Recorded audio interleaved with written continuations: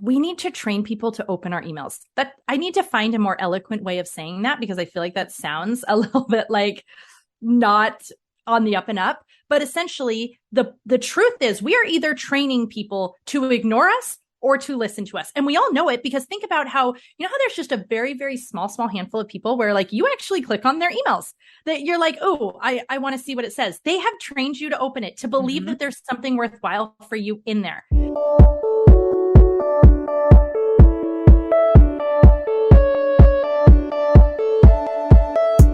So you want to make an impact. You're thinking about starting a business, sharing your voice. How do women do it that handle motherhood, family, and still chase after those dreams? Well, listen each week as we dive into the stories of women who know. This is Call Me CEO.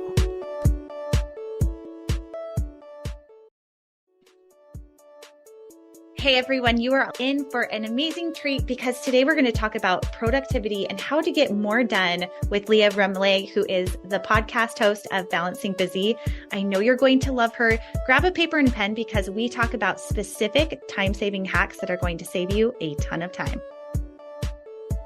Welcome back, everyone, to another episode of Call Me CEO. And as always, I am thrilled that you are here. Thank you for spending the time, because we have someone really special with us today. It's Leah Remillet, who is a productivity queen who helps you get more done in less hours than what you can do on your own. And listen, I know every single one of you that have reached out to me, and those of you who haven't, this is a struggle we all have. So I'm so excited to dig into this topic with you today, Leah. Thank you so much for being here today.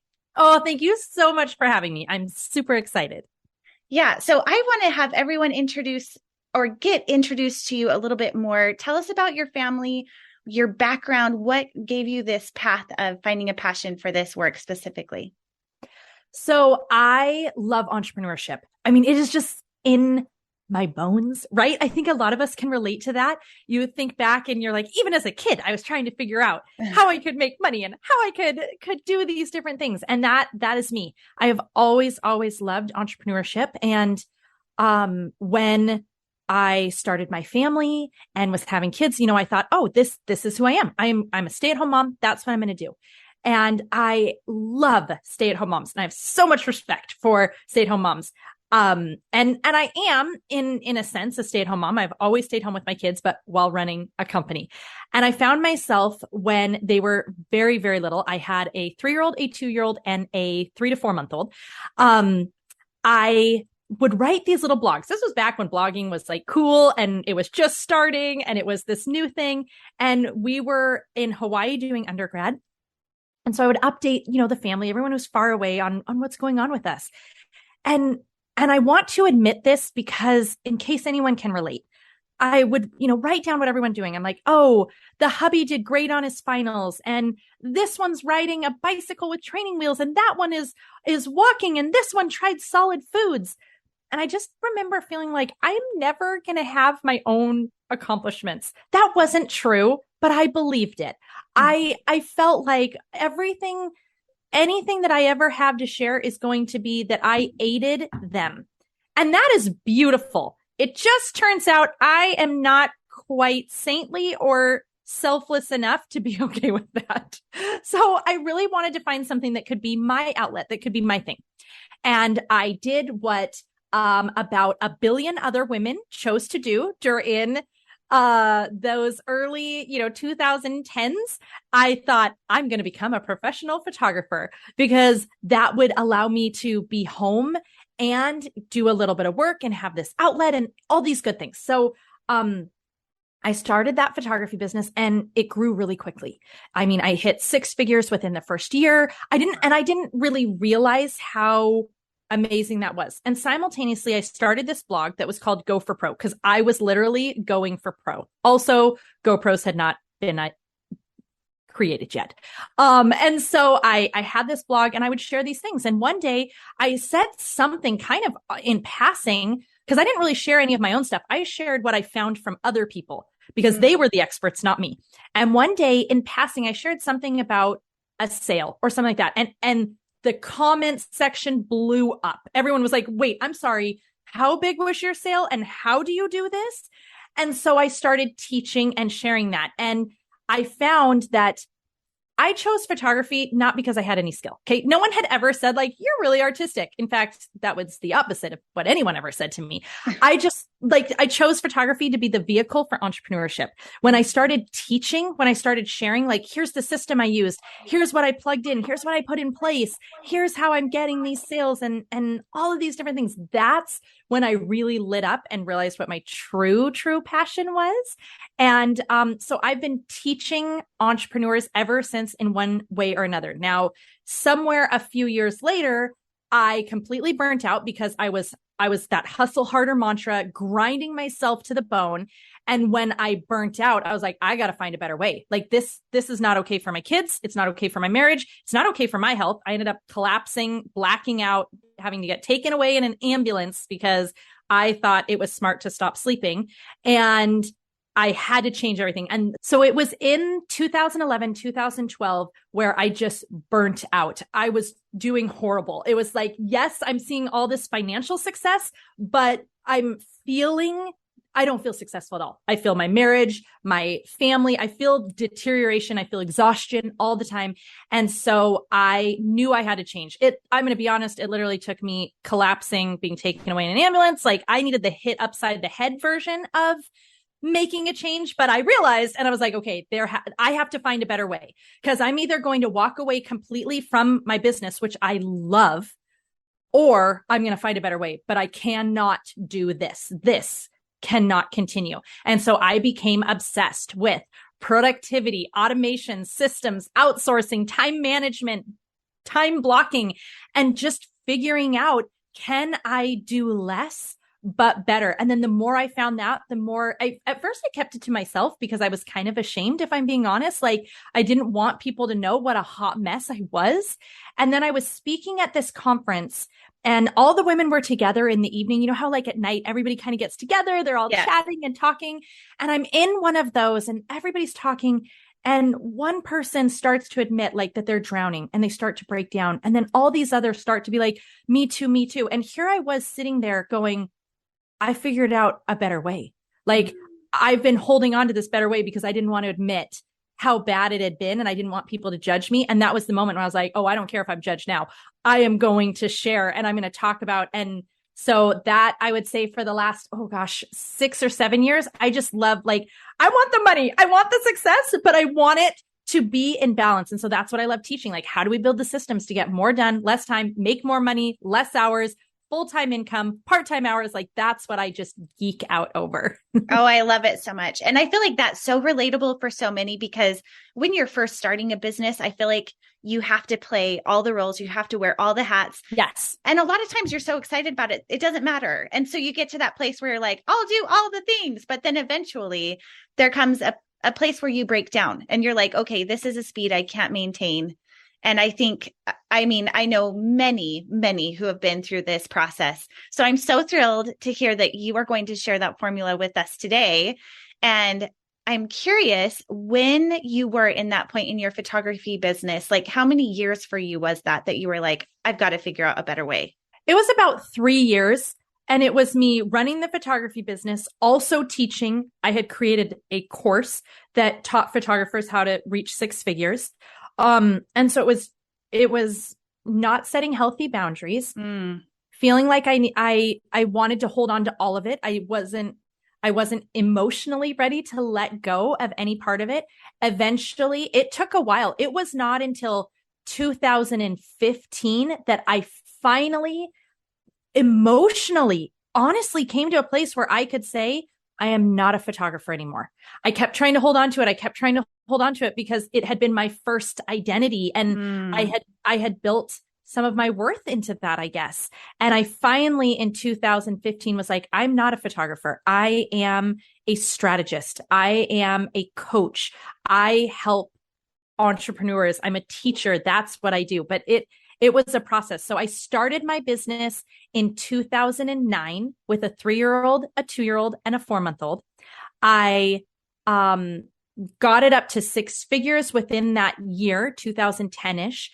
2012 and 11, like absolute burnout, wasn't even sleeping. I would work till 3 to 5 in the morning until I literally like crashed, drag myself to bed, wake up at 7 because my kids were super little. That's when they woke up, and then do it again. I was like, oh, I can do this like 3 to 4 days. And then I have to get one normal 6 hours of sleep, and then I'll do it again. I mean, I really thought like, look at me hacking the system.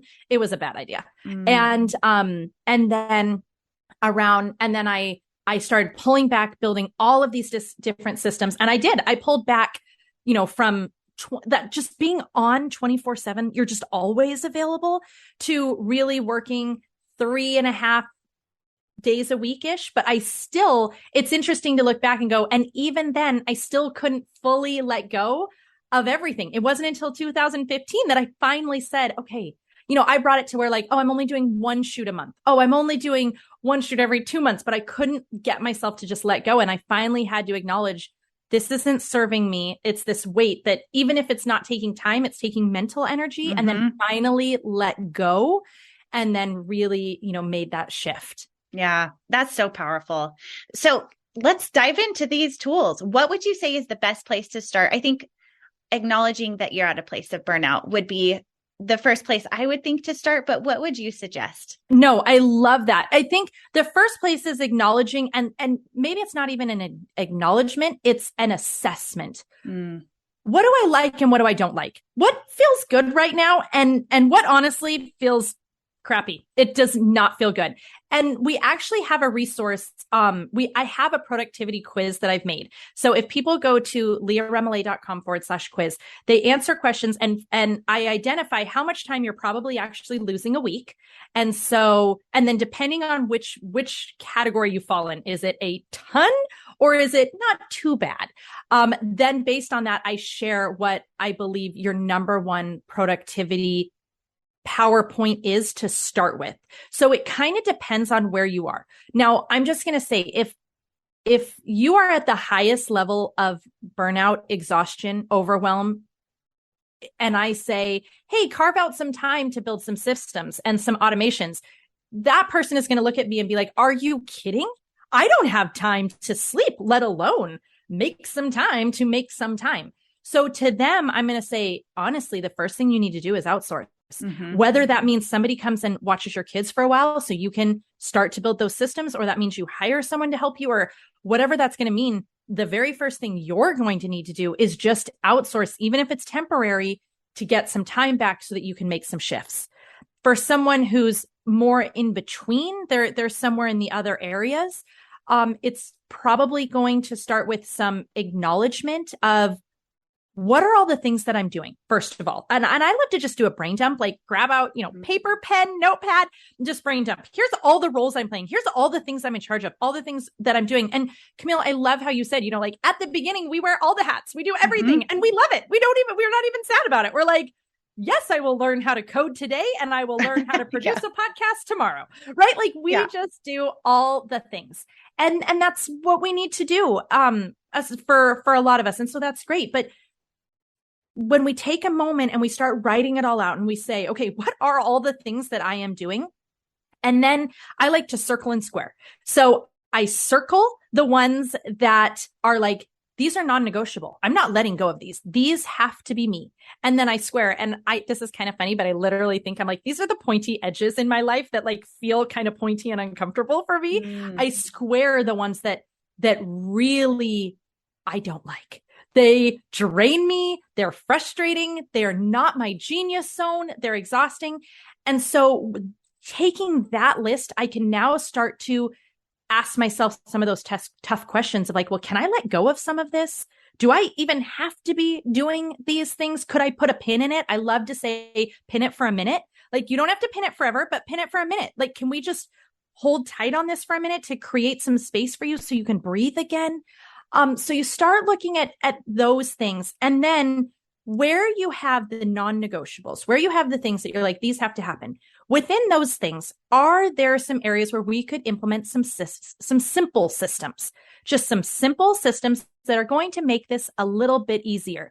If you do the same thing over and over and over, can we create a system here so that you don't have to sit down and start from scratch every single time? That could be as easy as you send a weekly newsletter. Instead of trying to brainstorm out some new genius thought for every single newsletter that has a completely different flow every time. What if they all followed the exact same formula? I'm going to share one blog post. I'm going to share one Instagram reel that I did. I'm going to share one book that I've been reading and loving lately. And I'm going to share, I don't know, my favorite recipe I found. I don't know. It would need to be relevant to your niche, of course, but we could find something where it's like, oh, I can just pop in and make this a little easier for myself every time. There are emails that I know I have to write all the time. They're saved as auto signatures. Like I have a bajillion auto signatures, each one with a name that, triggers for me to realize, oh, this is when I'm saying, I'm sorry, no, we will not be changing a blog post from 2009 that has nothing to do with what I teach right now, and like, instead of me having to write that email over and over and over, I just pop in the auto signature, send, and it's done. So kind of looking for where could I put some simple, I don't know why I'm having trouble with S today. Where could I put some simple systems? And then can you start stacking systems? And that's when it gets powerful. When we start stacking these different systems, it gets good. That's when I like to say, let's look for needle movers. We have this tendency to look for that big, flashy, easy button, that big thing that's like, it's going to save you everything. It's going to take care of all your problems. Here's the truth. Those are pretty much never true. But when we look for these tiny needle movers, when we look for something that saves you 5 minutes, 10 minutes, 20 minutes, and you start stacking those one with another, with another, with another, all of a sudden those equal to be hours that you are getting back. I love that so much. Tell me more about the email signatures. I think that this is brilliant. Thank you. Okay. So there's a lot of emails that you have to write. So for example, in one of my coaching calls, I have a group coaching membership and they can ask any question that they want. And we have these calls 1 or 2 times a month. And so somebody was saying, hey, I'm trying to start an affiliate and I'm going to be reaching out to hundreds of people to try to get a few yeses. What's the easiest way for me to do this? And so we kind of talked through, what it needs to look like and feel like to get more people to open it. But ultimately, she came up with that she has a plan to have a 4 email system or sequence, right? It's in the sense of she knows they're probably not going to respond to email 1. By the way, everyone should know that. No one ever responds to email 1. Just plan to follow up. It's nothing against you. It is all them. So we were talking about like, okay, she's going to have 4 emails, email 1, then when they haven't followed up, email 2, when they haven't followed up, email 3. So I said, okay, I want you to craft that one time. I want you to sit down. I want you to write a really incredible email that just is concise. It gets the information across and it's going to be really good. We came up with some ideas. She's going to create a Loom so that she can get more information in a quick little video, but it won't look long. And she's going to create an auto signature that says affiliate invite 1, affiliate invite 2, affiliate invite 3, affiliate invite 4. Then when she starts sitting down, she's just going to simply pop up the email, put in their email address, pop in auto signature 1, put the subject line in, which will be the same for everyone, and hit send. So now instead of trying to write an email over and over, she's going to, another thing I'm such a fan of is batching. So she can sit down and say, okay, I'm taking a 45-minute block and I'm going to see how many emails I can send out in 45 minutes. I don't know why this is about me, but I love to gamify things. Like I love to give myself treats and rewards. Like, yes. And if I can get this many done, then I get to have chocolate or whatever. I'm gonna, like some reward for myself. I think about how, if we were in corporate America, there would be some bonus structure for us, right? Like you could win the corporate trip maybe, or you would win a bonus. And so I'm like, why don't we do that for ourselves? So I absolutely do. And some of those things where it would maybe be hard to justify, or I would feel like, oh, that's such an indulgent purchase. I'm like, those are the things that are my bonuses. So when I reach certain things, I'm like, and I get a Louis Vuitton or whatever it might be. So going back to this batching idea, she can then say, okay, every single day, I am going to time block 45 minutes or however much time she wants to get. And I'm going to see how many emails I can get. So she's going to send, and I'm going to just share this one in particular. So she's going to send all those emails. Then she's going to go into her calendar and she's going to say however much time she wants to wait till she follows up, maybe 3 days. She's going to then time block in another 45 minutes for her follow-up email for that batch. So she can say, okay, emails 1 through 50, reply back on Thursday now, here's a 1 hour block. And then she'll just start inputting email 2. So that's kind of a more intense way to do it. But all these emails that I know I end up sending a lot, I craft it one time and I set it as an auto signature. Oh, I love that. So are you suggesting that people set up an email system flow within like an email program, say like Flowdesk or MailChimp or something like that? Or is this something that you're setting up a system just within your own calendar of write to 50 and then send the next batch to the 50? So it's like you're doing that manually. So in this particular case, you would have to do it manually. Yeah. And I explained, she was hoping that there would be another option. I'm like, I wish there was, but there wasn't. Number one, because her conversion rate would dramatically go down if it comes through something like your email provider, because you're now going to see at the bottom that unsubscribe thing. And now they know it's not just for them. It went to everybody. And as soon as they know that, they feel now it becomes a psychological thing where they feel no guilt about not responding to you and ignoring you forever because it's not a personal email anymore. Right. So in her case, I was like, this is going to have to be a personal email, which I know stinks. She also wanted to be able to modify. She wanted to be able to say something personal in each of these. And I do that all the time. So when I write my auto signature, that first time when I'm writing the email, I write it and I make little brackets for myself to know, like, put in their name, put in something personal about them, put it, because I don't want it to feel like this canned response. I want them to feel like, no, I'm writing this to you. And so these are all going to be something that are for me, it's in my iMail. I just go into my preferences, settings, account, and then write these signatures and then drop it into which, I have several email addresses that are attached to my iMail. Then I drop it into the one I want. And then when I need to send it, I just go into my auto signature. And there's my normal auto signature, which is like, here's my, website and my social handles. But the majority of my auto signatures are big, long emails that I don't want to have to write more than once. Ooh, I love that. I want to like peek at your iMail. That sounds really cool.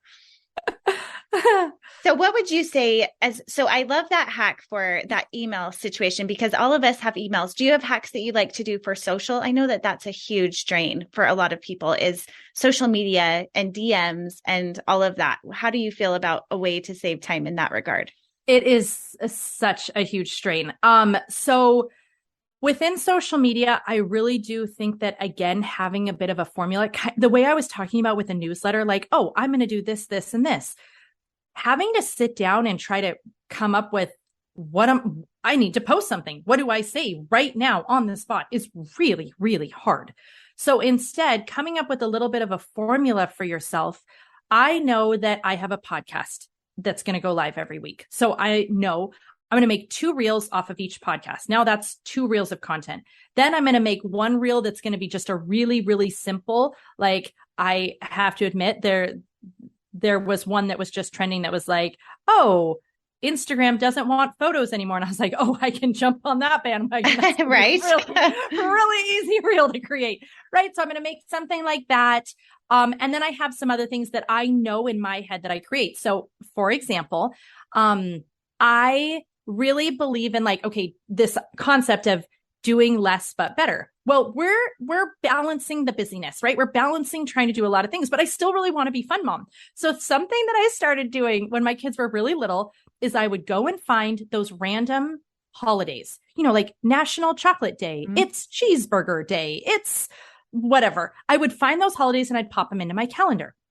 And then I could be super fun mom but on the spot. Like I look at my calendar and it says that it's National Chocolate Day and I'm picking them up from school and I'm like, guess what? We're all going to go pick out chocolate because it's chocolate day, right? And I seem like, oh, this is so fun. Yay. But I didn't have to plan. I didn't have to do anything. I mean, I hit up all of those: donut day, ice cream day, chocolate day, pancake day, you name it. And I'm like, yep, we will go ahead and do that. It's a lot of sweets. It's a lot of sweets, but it works great. And so one of my reels at least once a month is going to be, here are the holidays for the month. So we go and find them, and then people can screenshot them and, add them into their calendar. So I have a little bit of that where it's like, okay, I know one post a month for sure is going to be the fun, crazy holidays for that month. That'll obviously be at the very beginning of the month. I know 2 reels a week are going to be the podcast. I know 1 reel, I'm going to literally just look for something super simple. And I do that in a batch format. So I sit down once a week. I have a 2-hour block, and my whole job is to just sit down and see how many reels I can create in that block. And then I'm going to save them as drafts. So I have them there and they're ready. So just a few things like that. But I will admit wholeheartedly and say that I don't love social media at all. And I work way, way harder to build my email list than I do social media. So, it's funny because you'll look at my social media numbers and they're fine, but they're not amazing. And they're nothing compared to my email list numbers, because that is really the place that I focus, because my feeling is I do not want to invest too much into something that I don't own. And I don't own the land of Facebook or Instagram. They can change the rules and the algorithm and anything they want, and I have no say. And so, when only 3%, if that, of my followers are even going to hopefully see what I posted. But if I send an email, there is the potential it could go to junk, but it's pretty much hitting every inbox. And even if they don't open it, they saw my name for a second. Even if I was like instant trash, okay, they saw my name for a second. And I was remembered. Where if I'm posting on, Instagram or Facebook or any of those places, they may not have ever even seen my name. They don't even remember I exist, because it's been so long since the algorithm wanted to show them that I am alive. Yeah, I totally agree with that. And I think in a land where we can feel so pulled, like this urgency where we have to create on social media, I totally agree with you that email is really where it's at. And I lose sight of that a lot. So I would love to hear what your tips are for growing your email list. Ooh, I would love to. Okay. So I would encourage everybody, start with just one super amazing opt-in. Build out from there, but you do not need to start with a ton of them. I'm now at 14 years of being in business. I have an insane amount of opt-ins. I mean, we literally, over 14 years of opt-ins, I have so many things that I have created that we ended up, one of the things that we have is like Leah's library, where it's literally, you get to just scroll through all the freebies that I have. It's like, pick a topic. Do you want organization? Do you want family? Do you want cute holiday printables? We've made everything at some point. And so people can just scroll and download anything they want. But then I have my primary opt-ins. And so what you want to do is you want to say, okay, what is the main problem that my person, that person that I'm trying to help, what is she struggling with? How could I give her a quick win? And the reason I really like to encourage people to aim for a quick win is because this is their introduction to you. And if we make it too hard, they're probably not going to do it. And then they're not going to associate you with a win. And we want them to associate you with a win. They want to now say, oh my gosh, that Camille, she is amazing because she helped me. And so what is something very simple that they could implement, that they could do, where they instantly see just a little dopamine drip, a little result that they think is great? So ours happens to be a desktop organizer. People can go onto the website. It's the number one thing we promote. And it is this simple system I've been using for like 10 years plus. And it creates these little squares, and then you have your folders all organized where by project, and then you have a place for everything. In fact, just this last year, we updated and created a vision board desktop organizer, because that's what I've been using since the beginning of the year just for myself. And I finally shared it. And so it's this desktop organizer. The reason that it works so well is it solves a very simple, quick problem. My desktop is a mess. I can't find anything, and I'm wasting time because I can't find it. It's very, very easy in that they download something, they can pick one that they want to use, instantly set it as desktop, and now it wins. We have a 5-minute video to show them how to use it. And that particular one has the results of that one. It has performed better than any other one I've ever done. And honestly, it was kind of I just was like, oh, this would be fun. I'm going to try it. And then it did incredible. So that's our primary opt-in. I have other ones, obviously, but I would suggest just start with one, pick one great thing, then create a sequence where it's going to be really engaging. Keep it short, keep it simple. All of us are busy. We don't have a lot of time. So you don't have to overcomplicate it by making it this big, long, huge thing. And just give them wins. Just keep giving them little wins where they're associating you with like, you just made my life a little bit better. You just helped me a little bit more. And create that. Now, our number one strategy to get it out there is Pinterest. So we have it, it has its own page, and then it's also connected on the sidebar of my blog, and it's connected into blog posts, and we create pins for it and we push it out to Pinterest. And 98% of all of my traffic that comes from my site is directly from Pinterest. And the top, and then we look at like, okay, well, what pins are performing the best?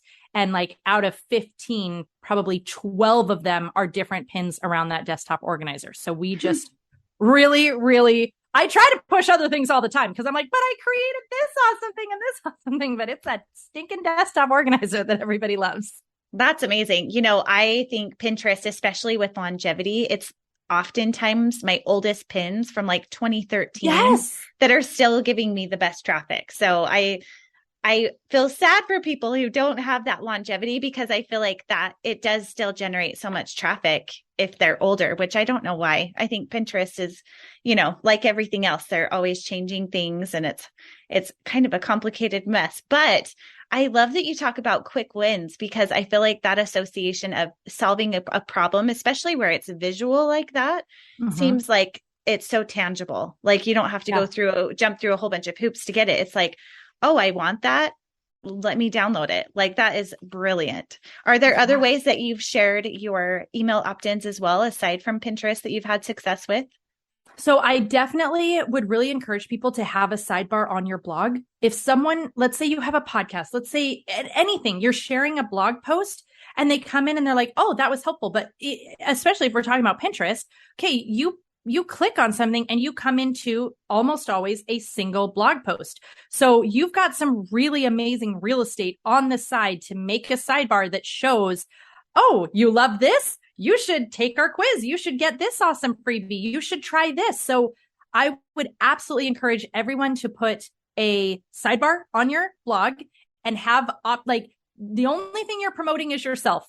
And by promoting yourself, I mean, you're just promoting free value. Like here are all these different cool resources I have, drop in your email. So that would be one. Another one that I would suggest is definitely in your links in your social media. Like if you're not using Linktree or your own private page, I create my own page. Like if people want to look to see what this looks like, if you go to my Instagram, you're going to see something that says click me and it's in my own website page. I love that because then I'm getting the traffic. Google is seeing that I'm getting the clicks, not Linktree. And then I can update it all the time as I want to, obviously, but it's housed on my own website.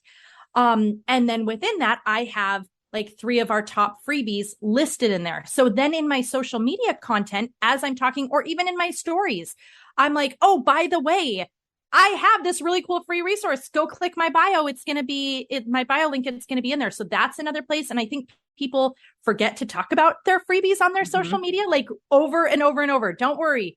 People are not going to be annoyed. Like, I already heard that. Why are you saying it again? That's awesome. That means you actually have a true follower. Like, keep going. Yeah. Most of the people didn't hear it. So that would be another place. And then, let's see, I'm trying to think if I can think of anywhere else. And then, within your actual blog post itself, if you can have just a, code in or add in a section at the very bottom that is just a standard opt-in that's always going to be there. So every blog post maybe has an opt-in at the bottom, and then you have your sidebar, have an opt-in in your footer, have an opt-in pop-up that comes up when people get to your site, mention it on your social media channels, go share it on LinkedIn, share it on Pinterest. Just really remember, you're creating something that's valuable and it's free. So don't be afraid to share it everywhere. I love it. Tell me about what you do for people when they're in a place where maybe they want to have a sale for something, or the best way to utilize the email list. What are some shortcuts or systems for utilizing your email list and creating revenue or income from your business using the email list? So I think it comes down to, and I would guess that you probably encourage and kind of share the same thing, is that 80-20 principle. Like we need to train people to open our emails. That I need to find a more eloquent way of saying that, because I feel like that sounds a little bit like not on the up and up. But essentially, the truth is we are either training people to ignore us or to listen to us. And we all know it, because think about how there's just a very, very small handful of people where like you actually click on their emails, that you're like, oh, I want to see what it says. They have trained you to open it, to believe that there's something worthwhile for you in there. Then there's a whole lot of people, the vast majority, who have trained us to we like select, the next 7, delete. Select, we're like clearing out our inbox. So it really starts way before you ever want to sell something. It starts early on, when it's like you need to train them to believe that your emails are worth opening. And that is 100% around value. And where does the value come from? How can I help my person, my ideal customer? How can I help them solve a problem? And as long as you work to keep solving problems for them, making their life easier, being a little ray of sunshine, whatever that is, they're going to open your emails. Then when it is time to sell something, you can. And I'm going to say probably less and less. We don't need to do as much of the like, open this email, very last chance. Like those aren't a bad thing. And I do think that the majority of people are afraid to sell and they're holding back. They're not sharing enough times. I can tell you, like in a launch, if I look at my launch, there is a very obvious, there's a whole bunch of signups at the beginning. It goes completely dead in the middle. And you're like, come on, people. And then at the very end, it goes super, super heavy again. Why is that? It comes back to psychology. At the beginning, you have all the people who they were ready. They were like, I've been waiting for this to come. I knew I needed this. Here it is. Snap. I'm grabbing it. Then at the very end, you have a completely different mindset. This is, oh my gosh, it's going to be gone. It's going to be gone. Maybe I do need it. I'm going to grab it. And it's that scarcity mindset that has triggered for them. And so, that last, people are really afraid to be a pain in the butt at that point. And they're like, oh my gosh, I've already emailed so many times. But I'm telling you, that last day, it really should be like 3 emails, because that's going to be where the majority of the sales are going to come in. However, I think we can do all of that in a just really talking like it's a real person, like, hey, I really just want to tell you why I think this would be so amazing for you and why I believe I can help you. I can solve this problem for you, and I can do it in a way that's going to feel good. It's going to be easier. It's not going to be too hard. I believe in you. Let me show you. Let's do this, whatever. So I don't know if that was super helpful, but just this idea of coming back to share value over and over and know who your person is that you're talking to. And then everything you sit down to write, whether it is a blog post, a newsletter, or the caption for your social media, write to one person, write to, I'm going to just assume her, but write to her, because that is going to feel so much more authentic and real. And she can connect to that versus writing to the masses. Mm-hmm. Yep. I believe that completely. Would you say, as far as time saving goes with the programs that you have and the emails and the clients and everything else, what has helped you to create really clear boundaries for business and family? There's so many things. But one of the things has been that I set hours. I didn't used to ever have hours, right? Like you just fit it in where you can. And certainly when you have really littles, you're like trying to squeeze in between nap time and once they go to bed. And there's a lot of things like that. But even then I set hours. So so I have all teenagers now, and they started as babies, right? So, yeah. So I've had every stage. Like I can relate. I understand whether you have infants who don't even sleep through the night to all the way teenagers where I'm like, hang out with me, please. So I've had it all. And, when they were little, what that looked like, what hours looked like is I remember sitting down with my husband and saying, hey, I need to know when my next block of work comes. Like this idea that I'm always trying to squeeze it in and figure it out, and I don't really know. And so you're trying to hold on to every minute and you're working longer than you should because you're scared that you don't know when the next one's going to come and you have a deadline and you have to get this done. And all of those feelings that come. So I sat down with him and I just said, I've got to know when I'm going to be able to work. So what we came up with, in addition to some other blocks of time, was that 2 or 3 nights a week, it varied depending on the season, he was in charge of bedtime routine. So as soon as we were done with dinner, I went into my office and I knew that I had until 10 p.m. Well, I mean, 6 to 10 p.m., if you're a mom who's used to trying to get 30 minutes here and there, a 4-hour block is like, hallelujah. What am I going to do with myself? This is incredible. Right. And so all of a sudden I had 2 or 3 of those. And then I would have, okay, well, I know, for the 2-hour window of preschool, I can get work done. So it was more sporadic. It was a little weirder looking because I had to make it work, but I had those. As time's gone on, I've been able to shift and adjust that. So I have my office hours. I post them on my door at the beginning of the week so everybody can see them and know. It really, really helps with the interruptions because they don't have to have this fear of like, but when is she going to come out? Right? They can look. They're like, oh, mom's going to be out at noon. Okay, I can wait till noon. I won't bug her until noon. She says she's going to come out then. And I let them hold me accountable. And that's something that I know can be a little tricky, but like if I said I'm going to be done by 2 that day and I'm not out, they get to come get me because I want them to know that I do what I say I'm going to do, that I hold to my commitments, that they can trust that. So setting those hours, honestly has been a huge game changer. And for anyone whose family is kind of starting to resent their business, it probably has to do with the fact that they're feeling second to your business a lot. It's a combination of either that or that at the beginning of your business, you had all this excitement and this joy and you would share all the hope that you had.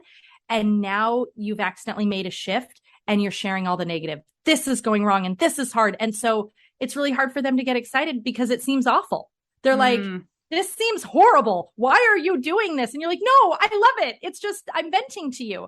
And so those are usually the 2 reasons. And something that can really, there's 2 things that fix that. One is starting to set those hours and create boundaries that they can trust and believe in and that you're going to follow. And 2 is starting to talk more positive about your business. But in setting those boundaries, that is scary because sometimes I didn't schedule it right. The honest truth is I time blocked it. I thought, okay, I'm going to get all these things done by 2 and I didn't. And that can be really, really hard at the beginning to say, am I really going to walk away even though the work's not done? And ultimately it comes down to, I know what I say is most important. Am I living it? And sometimes that means maybe I don't get to be on the deadline that I thought I was going to be on. And I'm the flippin' CEO. So you know what? I can adjust. I don't know why that was so hard for me to figure out at the beginning. And you get better and better. The more time that you do this, that you practice time blocking, which I think is so, so helpful, that you really look at all the things and say, do I need to be doing that? The more that you do that, you're going to get better and better at guesstimating how much time things are going to take. But at the beginning or when something's new, you don't know. It is a guess. You're just hoping that you're right and you might not be. And that's okay. But you have to make that decision quick and early of like, but when that happens, what am I going to do? That's really good advice.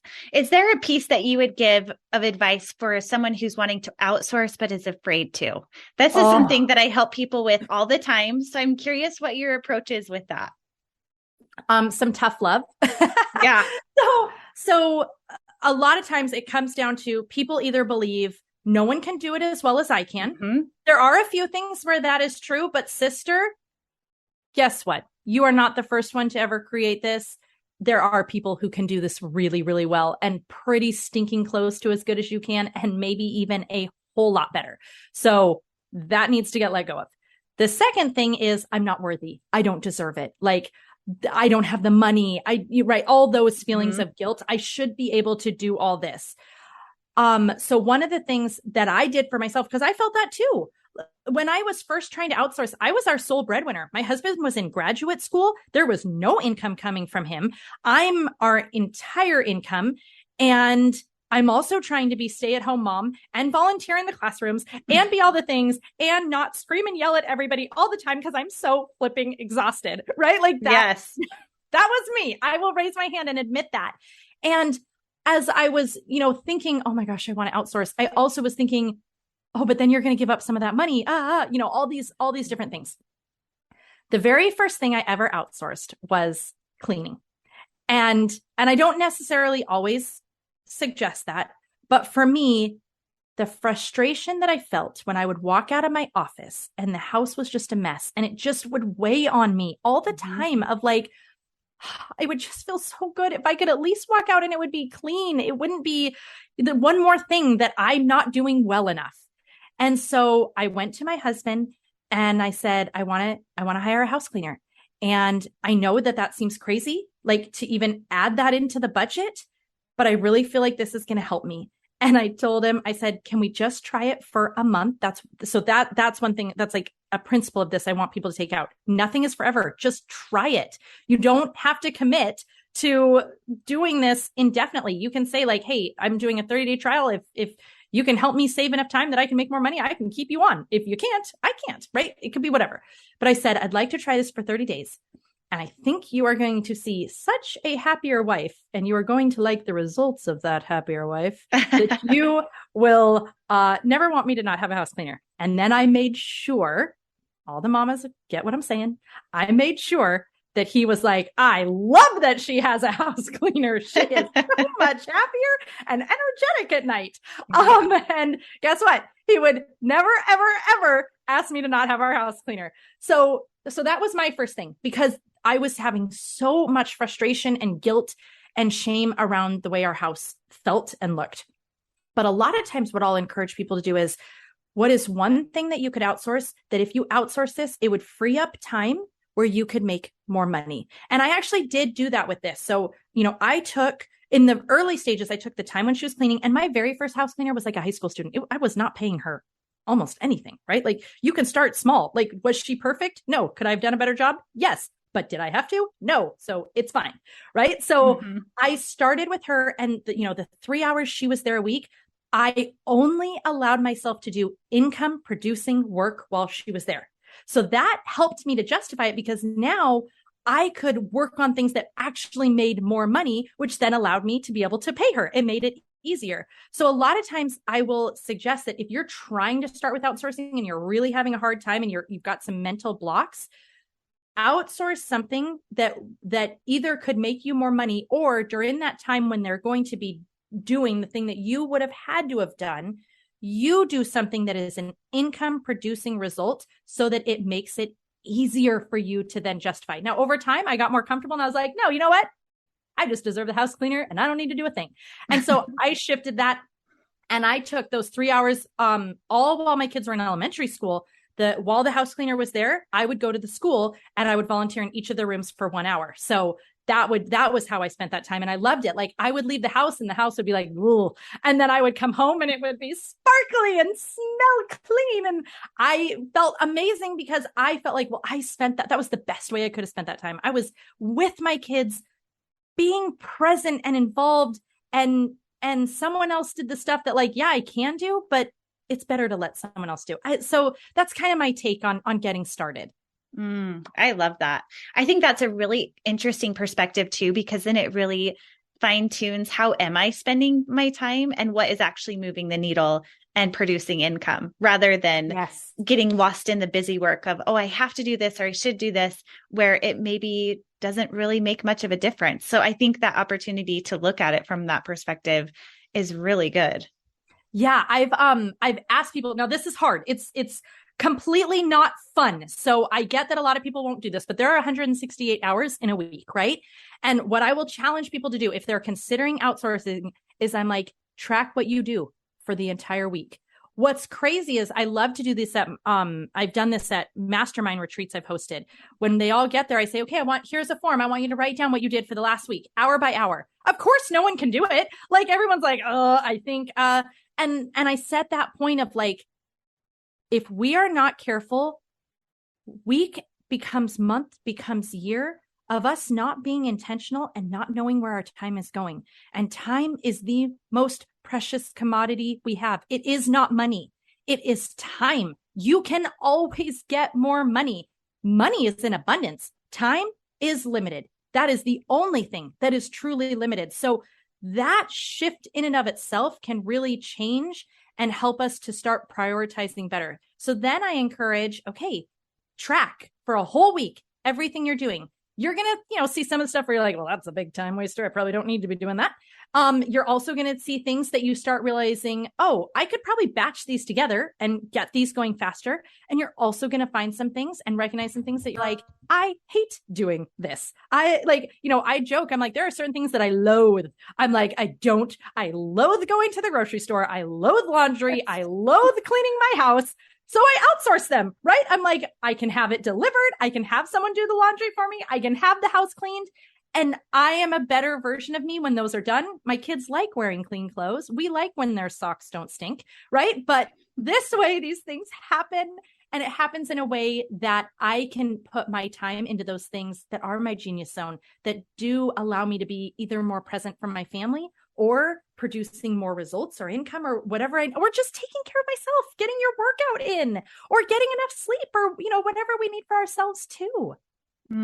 I love that. So much good advice here, because I think for years and years, there's been this idea that we as women and mothers and wives have to do it all. And now that more than ever, women are working inside and outside of the home, I think that we need to be reminded that it's okay to outsource and look for opportunities to spread the wealth. Because honestly, when you're hiring someone or you're allowing other people to be a part of your business, it is better for everyone. And it really helps you tap into your genius, their genius, and everyone's happier. And for years, houses were run with multiple people running the show. So I don't know why we give ourselves so much guilt over needing help, because that's the way it's meant to be, in my opinion. Oh, I love that. I like to remind myself. I said this to myself once at the very, very beginning when I was trying to figure this all out. And where I was really struggling was, I don't know what else to give up. A lot of times what people used to say and try to tell you is like, oh, well, if you're overwhelmed, look for what you can give up. Look for what you don't need to do. And I remember, thinking about the plate that I was holding, right? And I'm like, there's nothing left that I can give up. I can't stop feeding them. I can't stop taking care of, our home. I can't stop taking care of my clients. Like I've already stripped everything. I stripped sleep. I stripped any, fun for myself. I stripped the things that were filling my cup. I stripped exercise out. I stripped everything. And I still didn't have enough. And I ended up having this moment where I realized I can be it all, but I cannot do it all. And so when I say that, what I mean is I want to be a really great mom. Like I want to be a great mom. I love that I have this incredible relationship with my teenagers. I love that every night I have to beg them to let me go to sleep because they want to keep talking to me. Like even though I do love sleep, I love that. It means the world to me. I love that, like, as my daughter's planning her senior trip, she's like, Mom, you're going to come, right? Like, I'm like, you want me? Oh my gosh, I have won. It's working, right? Like, I love that. I also love that I have a great marriage. And I love spending time with my spouse. I love being a CEO. I love having my company. I love being a great friend and having girls' nights. And, I'm going to go out to lunch with 3 of my girlfriends after this. And I love that. Like, I want to be all these things, but I can't do everything. So I started saying, okay, well, what am I going to let go of? What are the things I'm not going to do? I love having a clean house, but I don't have to be the one to do it. I love having family dinner, but I don't have to plan the whole dinner and do everything. We do meal kits. The kids each have a night of the week that's their night to cook based on what meal they chose out of the meal kits. And like, they're learning to cook. They're cooking 3 of the nights. Takeout's going to be one night. Pizza's going to be another night. I will probably cook on Sunday. That is like the one you can get from me. But we're still get to have dinner. So I started looking at like, what are the things that I want? I want to have dinner as a family, but that doesn't mean I have to cook every dinner. And it was like, oh, okay, well, what could this look like? I love, feeling healthy and exercising and all that, but that doesn't mean that I have to have like a 1.5 hour, 2 hour crazy workout at a gym every day. I can do a 30-minute version and that could work for me. So just this looking at like, what are all the things I want to be? But if I can't do it all, how is that going to look? Yeah. Oh my goodness. We have been so well fed. I'm thinking I've got to listen back to this and write down some extra notes. I'm sure people who are listening have been doing that as well. And if you haven't been, grab that paper, listen back again, because this has been so great. Thank you so much for sharing all of these time-saving hacks with us and your approach to life. It's just very clear that you love being and doing. And I love that so much, that concept of and not having to be an or. So please tell our audience where they can find you. Absolutely. Okay. So go to leahremillet.com. I know Remillet is not the easiest, so you can text yourself really quick. It's Leahremillet.com. If you do /quiz, you're going to get to that productivity quiz and you're going to learn what your specific power move is to get more time back. We also have a free training. It's less than 45 minutes. And my promise is to get you 6 to 8 hours a week back. So you give me less than 45 minutes. I'm going to give you 6 to 8 hours a week. I feel like that's a pretty good trade. And as I shared, go to my blog. There's going to be a sidebar. You can find all kinds of resources there. So, and then of course on Instagram, also Leah Remillet. And I would love to know what stood out to people in this episode. So if you would share I found you from Camille, we can both talk about how amazing she is. And, you can send me a DM and tell me something that you're going to try or that you have done that maybe I need to try. I would love that too. Awesome. Well, thank you so much. We'll make sure to link to all of those links below and we will see you next week. Thank you so much for being here. Thank you. Hey, if you're listening to this episode right now and thinking, I am so overwhelmed, I need help, I need to start outsourcing, please reach out to me. That is what I help people do. At camillewalker.co, you can DM me and get a matchup for a virtual assistant who will be a great fit for you. I have the 60 Days to BA program where I vet every single student and they are trained to be incredible teammates for you. This is an awesome opportunity, whether you're looking to build a business as a virtual assistant or you need some help with the overwhelm, you need to outsource, reach out to me. Let's make it happen. It doesn't have to be hard. Hey CEOs, thank you so much for spending your time with me.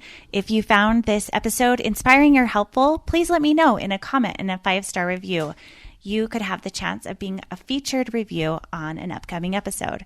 Continue the conversation on Instagram at Call Me CEO Podcast. And remember, you are the boss.